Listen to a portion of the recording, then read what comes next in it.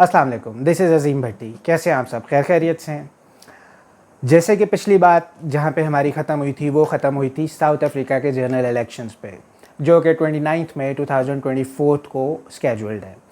اب A N C African National Congress جو کہ کولیشن گورنمنٹ بنانے کی طرف جا رہی ہے، جو لگ بھی رہا ہے کہ وہ بنا لیں گے، کیونکہ جیکب کی ایم کے پارٹی کو بلاک کر دیا گیا اور وہ نہیں لڑ پائیں گے اب اگلا الیکشن، تو سرل رامفوسا ہی next most probably next president ہوں گے. تو اے این سی کے ساتھ جو کولیشن میں اور پارٹیز آ رہی ہیں ان میں سے ایک پارٹی ہے الجامع. وہ مسلم کمیونٹی میں ایک پاپولیرٹی گین کر رہے ہیں. کیونکہ وہ غزہ کے ساتھ سالیڈیرٹی شو کر رہے ہیں اور اسرائیل کے خلاف انٹرنیشنل کورٹ آف جسٹس میں انہوں نے کیس بھی سبمٹ کرا دیا. تو وہ انہوں نے جو 400 لوگوں کی پارلیمنٹ ہے اس میں ابھی ان کے پاس تو ایک سیٹ ہے، لیکن اس ٹائم وہ بہت پاپولیرٹی میں جا رہے ہیں اور ہو سکتا ہے وہ 10 سے 20 سیٹس لے سکیں. تو جو 200 سیٹس لے گا، 50% سے زیادہ سیٹس لے گا، وہی گورنمنٹ بنائے گا اور وہی پریزیڈنٹ سلیکٹ کرے گا. تو اے این سی کو بھی ضرورت ہوگی، لیکن اے این سی نے کہیں پہ بھی آفیشیلی یہ بات اناؤنس نہیں کی، لیکن الجامع نے یہ بات اناؤنس کی ہے کہ اے این سی نے ہمیں یہ آفر کی. تو دیکھتے ہیں کہ ساؤتھ افریقہ میں الیکشن کس طرح سے ہوتا ہے. اگر مسلم کمیونٹی کے لوگ بھی وہاں پہ پارلیمنٹ میں بیٹھتے ہیں تو آبویسلی یہ دنیا کے لیے بھی اچھا ہوگا، مسلم کمیونٹی کے لیے اچھا ہوگا، غزہ کے لیے اچھا ہوگا، دنیا کے پیس کے لیے بھی یہ بات اچھی ہوگی. اور اسی طرح جب ہم نے دوسری طرف دیکھا کہ جو آذربائیجان اور ایران کے بارڈر پہ جو ڈیم کے موقع پہ ایک ڈیم کے افتتاح کے موقع پہ جو ہیلی کاپٹر کریش ہو گیا بیل 212، جس میں ابراہیم رئیسی ایران کے پریزیڈنٹ شہید ہو گئے اور ان کے ساتھ چند ان کے ساتھی جو تھے وہ بھی شہید ہو گئے. تو اس پہ کچھ جو لوگ تھے اس میں ریسکیو آپریشن میں شامل تھے، وہ تھے یورپین یونین کے لوگ، رشیا کے لوگ اور ٹرکی کے لوگ. اب ٹرکی نے اور کچھ اور ملکوں نے اس پہ کافی سوالات اٹھائے کہ آیا کہ یہ ہیلی کاپٹر کیوں تباہ ہوا.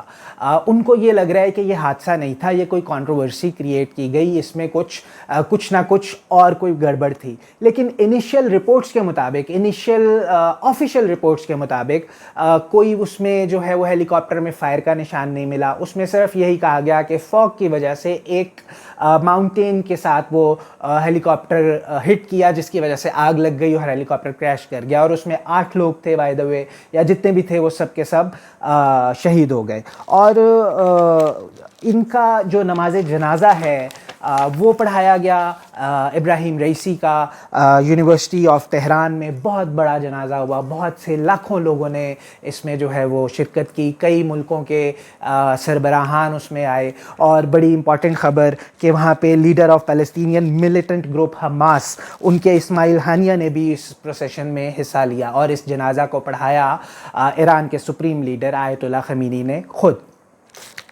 تو اس بات پہ ہم اور یہ کہیں گے کہ اب ایک ہیوج کراؤڈ نے جو اس کو کیا، لیکن اب دیکھیں جو پریزیڈنٹ، جب ایک دنیا کا نظام ہے جو ایک چلانا ہوتا ہے، جو پریزیڈنٹ شپ ہوتی ہے، یہ آفس ہوتا ہے، زیادہ دیر ویکنٹ نہیں رہتا. یہاں پہ ایک قائم مقام بنا دیے گئے جو کام کر رہے ہیں. 5 دن کا سوگ اناؤنس کیا گیا اور ان کو مشہد میں دفنا دیا گیا. اور 28 جون الیکشن کی نئی ڈیٹ اناؤنس کر دی گئی. اور آرم فورسز کے چیف جو محمد بغیری ہیں وہ اس انویسٹیگیشن کو آگے چلائیں گے کہ آیا کہ یہ ہیلی کاپٹر کس طرح تباہ ہوا، کیوں تباہ ہوا، اور اس میں وہ کیا فردر اس میں وہ کر سکتے ہیں کہ آئندہ آنے والے وقتوں میں ایسے کوئی واقعات نہ ہو. تو تھرڈ خبر جو بڑی امپارٹنٹ ہے وہ یہ ہے کہ یوکرین اور رشیا کی وار نے صرف اور صرف آپس میں 2 ملکوں کی وار نہیں ہے. اس میں پولینڈ نے کیا کیا، پولینڈ نے 9 لوگوں کو اریسٹ کر لیا اس نیوز پہ، اس خدشے پہ کہ وہ یوکرین کو جو ہے وہ سپلائز کر رہے ہیں اور وہ ماسکو کے کہنے پہ یوکرین کو سپورٹ کر رہے ہیں. تو پولینڈ نے 9 لوگوں کو کیا کیا، پکڑ لیا اور انہوں نے رشین انٹیلیجنس سروسز کے ان میں آ کے ان کے لیے وہ کام کر رہے تھے. रशियन सर्विसेज के लिए। तो पोलैंड ने सिर्फ रशिया से बचने के लिए 25.53 मिलियन का बजट जो है वो अनाउंस कर दिया, और डोनाल्ड टस्क ने बाकायदा प्रेस कॉन्फ्रेंस की और ईमेल भी लिखी गई रशियन एम्बेसी को कि वहाँ पे क्या हुआ। तो उन्होंने इमीडिएटली, अभी तक तो कोई रशिया ने रिप्लाई नहीं किया। तो पोलैंड में भी मार धाड़ के, आग लगने के और इस तरह के वाक़यात हो रहे हैं।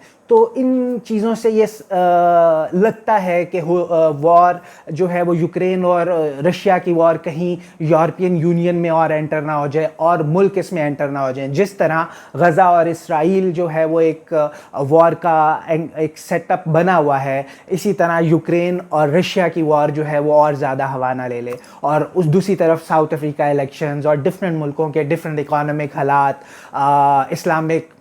इस्लामिक रिपब्लिकेशंस और वो सारी चीज़ें जो हैं वो किस तरह चलेंगी और किस तरह नहीं चलेंगी, हम इंटरनेशनल न्यूज़ को ज़रूर कवर करते रहेंगे। आप भी बताइएगा कि और किस किस मुल्क की क्या क्या न्यूज़ जो हैं वो हमें कवर करनी चाहिए और किस तरह से करनी चाहिए, ज़रूर कमेंट कीजिएगा। अगर वीडियो अच्छी लगी हो तो लाइक करें, चैनल को सब्सक्राइब करें और ज़रूर अपने दोस्तों के साथ शेयर करें। Thank you.